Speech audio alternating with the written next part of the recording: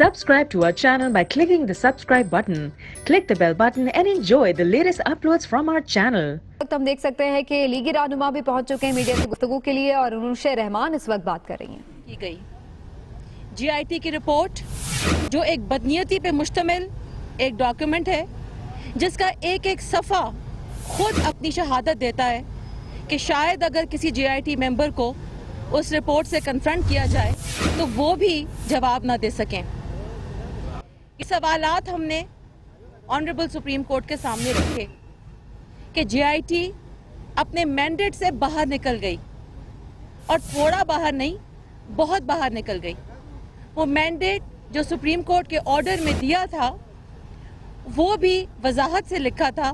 لیکن جے I T نے اپنی رپورٹ کو تشکیل کرتے ہوئے اس مینڈیٹ کو اتنا ایکسٹینڈ کیا کہ وہ بھی ایسا محسوس ہونے لگا کہ جیسے گالیوں پہ اتر آئی. جب جے آئی ٹی کی رپورٹ کو پی ٹی آئی کی رپورٹ سے تشبیہ دیا گیا تو اس کی بنیادی وجہ یہ تھی کہ اس کی زبان ایک ایسی زبان نہیں تھی جو آپ کسی بیوروکریٹ سے کسی آنریبل گورنمنٹ سرونٹ سے ایکسپیکٹ کریں. ان سوالات ان خدشات کا اظہار ہم رپورٹ آنے سے پہلے کرتے رہے کہ اس کی جی آئی ٹی کی کمپوزیشن، اس کا کنڈکٹ، طریقہ کار، جو ڈفرینٹ بیانات دیے گئے طارق شفیع صاحب کے حوالے سے ہم نے اس کو ریز کیا. جس طریقے سے جے آئی ٹی نے تصویر لیک کی اس پہ ہم نے بات کی.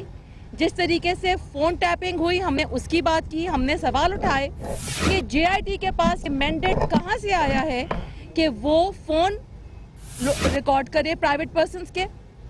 وہ موومنٹس ریکارڈ کرے پرائم منسٹر ہاؤس کی. یہ اختیار تو فیئر ٹرائل ایکٹ کے تحت موجود ہے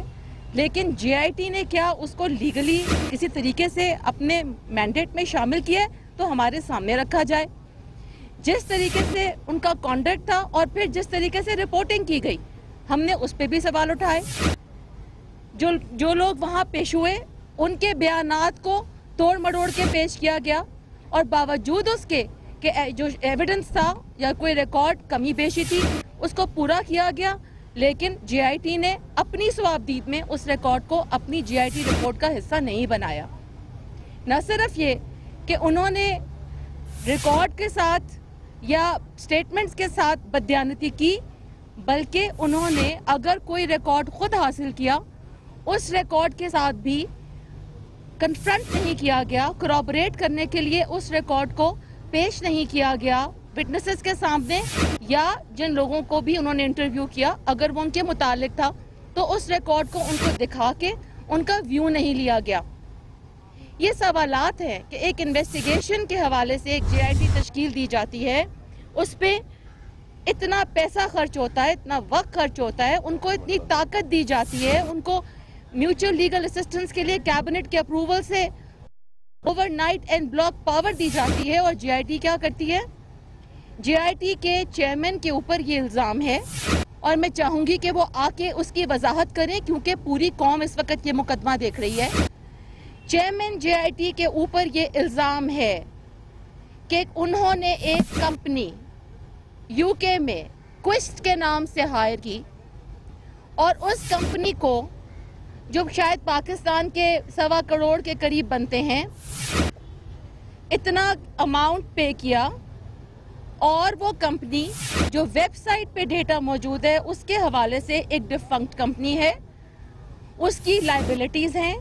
اس نے پچھلے 1 سال سے کوئی سیر حاصل کام نہیں کیا ہے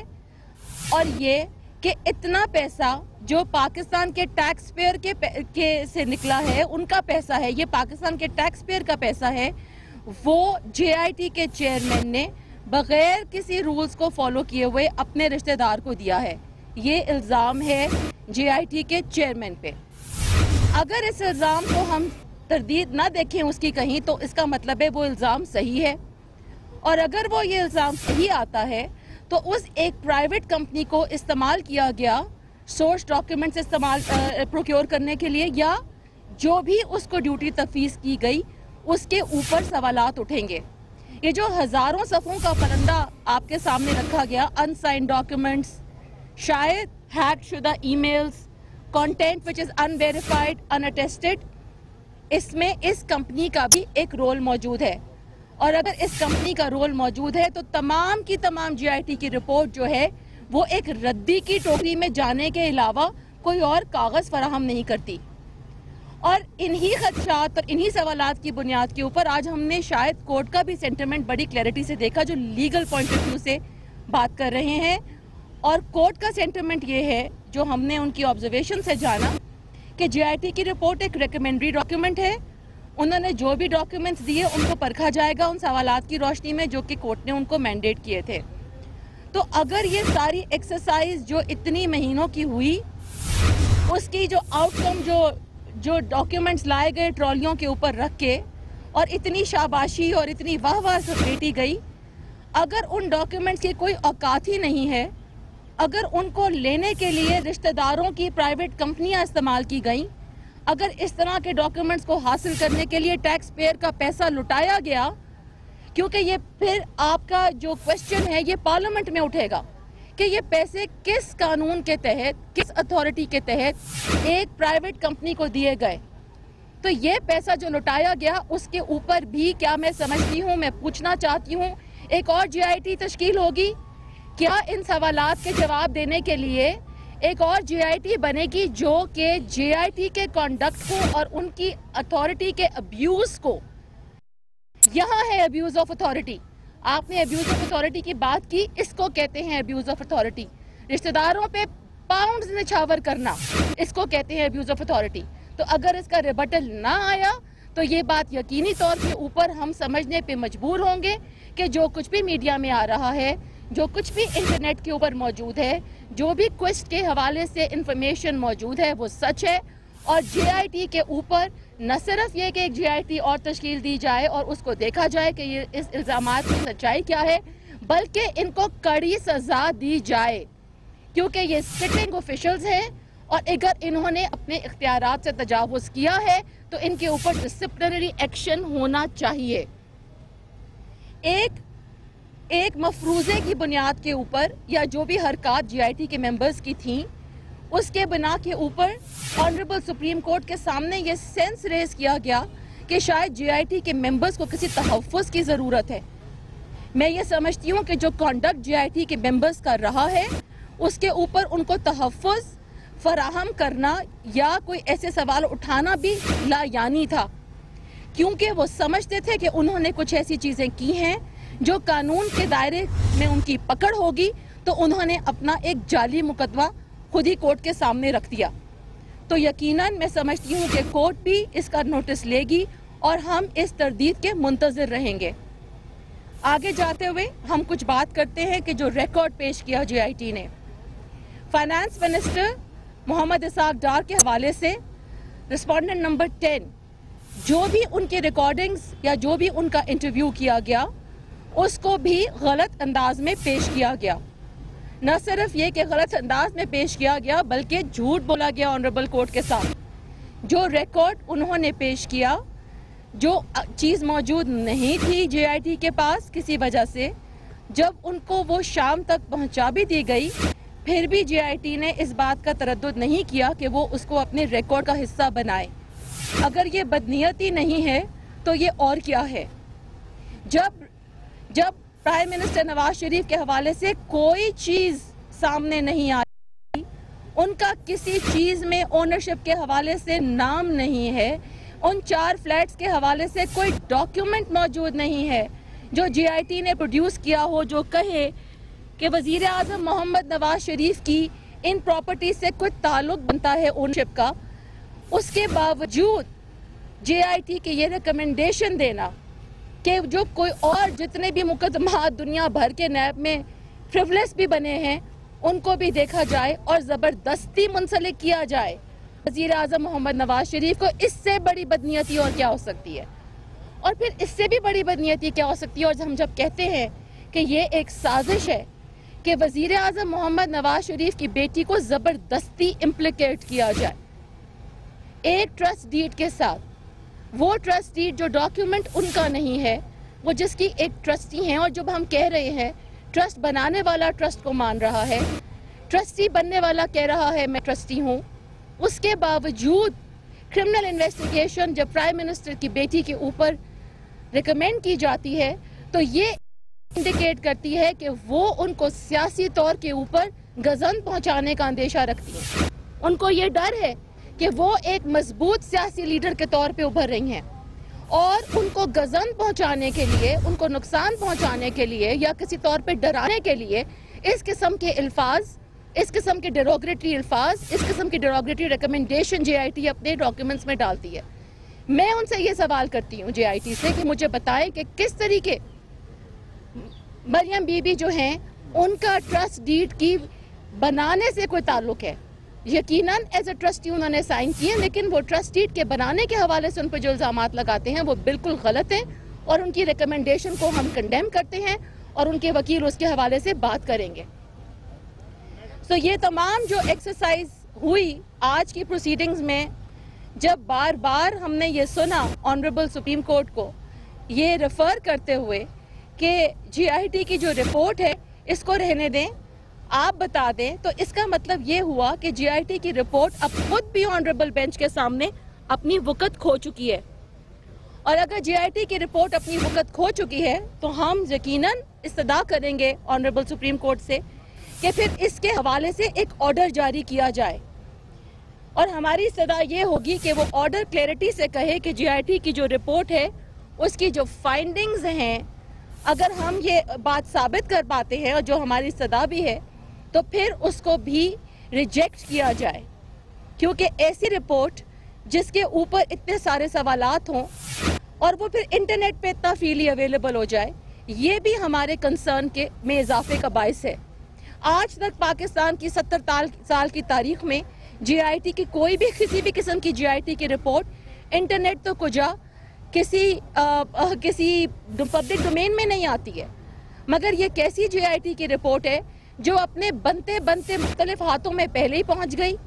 उसके बाद वो अपने आते आते इंटरनेट पे चढ़ गई, इंटरनेट पे चढ़ते चढ़ते वायरल हो गई, लेकिन हमारी जो गुशात है, फिर हमारी जो मारूजात है, उनके ऊपर कोई बात करने को तैयार नहीं है। तो ये एक वन साइडेड मीडिया ट्रायल हो रहा है। मैं ये बार बार कहना चाहूंगी, वजीर आजम मोहम्मद नवाज शरीफ का एक वन साइडेड ट्रायल हो रहा है मीडिया में, जिसके ऊपर उनकी और उनके खानदान के ऊपर सवालात उठाने की कोशिश की जा रही है। लेकिन मैं आपको ये भी कहना चाहूंगी कि किसी किस्म का मीडिया ट्रायल जो है, किसी किस्म का कोई 2 नंबर तरीके से एक इलेक्टेड वजीर आजम को हटाने की कोई भी जो साजिश है, वो वजीर आजम मोहम्मद नवाज शरीफ के वोटर नाकाम करेंगे। वो नाकाम करेंगे इंशाअल्लाह 2018 में।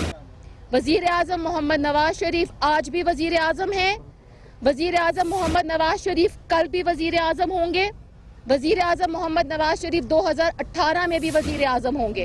और इंशाअल्लाह खैर होगी, वजीर आजम मोहम्मद नवाज शरीफ 2023 में भी वजीर आजम होंगे। ये वजीर आजम नवाज शरीफ के वोटर का फर्म बिलीव है कि ये साजिश हम सब मिलकर इसका मुकाबला करेंगे और इसको हतमी नतीजे तक पहुंचाएंगे। बहुत शुक्रिया। आपने एतराज किया कि इंटरनेट पे जो रिपोर्ट है बहुत वायरल है और आम मिल रही है, जबकि दूसरी जानिब आप कह रही हैं कि JIT की जितनी भी रिपोर्ट है उसको आम किया जाए, तो क्या आप इस बयान में तजाद रिपोर्ट को बात कर रही हैं, दूसरी साइड पे आप वीडियो को आम करने की बात? देखिए, मैंने ये कहा कि पाकिस्तान की 70 साल की तारीख में, आप मुझे बता दें अगर मेरा ये इस्तदलाल गलत हो, कि कोई भी JIT रिपोर्ट किसी भी फॉर्म में किसी भी तौर पे इंटरनेट पे आई हो। ये पहली JIT की रिपोर्ट है जिसकी रिकमेंडेशंस हैं वो हतमी नहीं है, वो फाइनल रिपोर्ट नहीं है, वो सुप्रीम कोर्ट का ऑर्डर नहीं है, वो एक रिकमेंडरी रिपोर्ट है। उसके साथ कुछ डॉक्यूमेंट्स अटैच्ड हैं जो कि किसी तौर के ऊपर मुखबरियों से हासिल किए गए हैं, जो किसी तौर पे प्राइवेट कंपनियों को हासिल करके हासिल किए गए हैं, जो अटेस्टेड नहीं हैं, जो शायद किसी हैक्ड ईमेल का नतीजा है। एक अनफिनिश्ड रिपोर्ट जिसका वॉल्यूम 10 भी अवेलेबल नहीं है, वो इंटरनेट के ऊपर अवेलेबल होना यकीनन सवालात उठाती है कि ये एक बहुत गहरी साजिश है और इस साजिश को अगर पाकिस्तान के अवाम, मैं यकीन के साथ कह सकती हूँ कि समझ गए हैं, और जैसे मैंने कहा इस साजिश का जवाब 2018 के इलेक्शन में वजीर आजम नवाज शरीफ के दोबारा वजीर आजम मुंतखब होने के बाद अवाम खुद देगी। अभी दानियाल साहब बात करेंगे।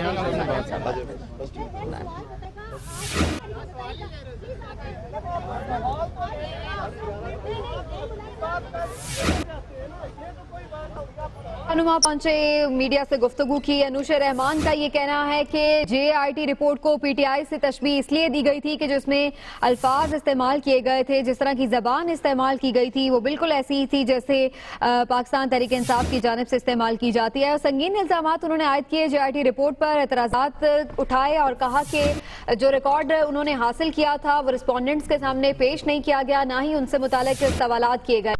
साथ ही साथ उन्होंने ये भी कहा कि बदनीयती शामिल रही JIT की और जो रिकॉर्ड हम लोगों ने प्रोवाइड किया, विटनेसेस ने प्रोवाइड किया, उसको रिपोर्ट का हिस्सा नहीं बनाया गया। इतना ही नहीं बल्कि जिन लोगों के इंटरव्यू किए गए उनके बयानात को तोड़ मड़ोड़ कर पेश किया गया और अपनी मर्जी के नताइज अख्ज़ करके रिपोर्ट को तैयार किया गया है, जिससे बदनीयती जाहिर होती है। उन्होंने कहा कि दरअसल ये वज़ीर आज़म नवाज शरीफ के खिलाफ एक साजिश की गई है, लेकिन इस साजिश को नाकाम बना दिया जाएगा। इसके साथ साथ उन्होंने आज की कार्रवाई से मुतालिक बात करते हुए बताया कि आज सलमान अकरम राजा ने अदालत को बताया है कि ये कहा गया था JIT की जानिब से कि मशीनरी इंपोर्ट करने के कोई शवाहिद नहीं मिले हैं, लेकिन हमने वो रिकॉर्ड हासिल कर लिया है जो कि आज शाम तक चैम्बर में जमा करा दिया जाएगा। इसके साथ साथ उन्होंने ये भी कहा कि इसहाक डार की जानिब से भी जो एतराज़ात दायर किए गए थे, अब उनके हवाले से भी तारिक हसन दलाइल देना शुरू कर चुके हैं। तो इस वक्त इसहाक डार के वकील तारिक हसन एडवोकेट की दलाइल सुप्रीम कोर्ट में जारी हैं। तो इस वक्त आपको बताएं कि ये समाअत इस वक्त जारी है और इस समाअत के हवाले से आज तीसरा रोज है। इम्पोर्टेंट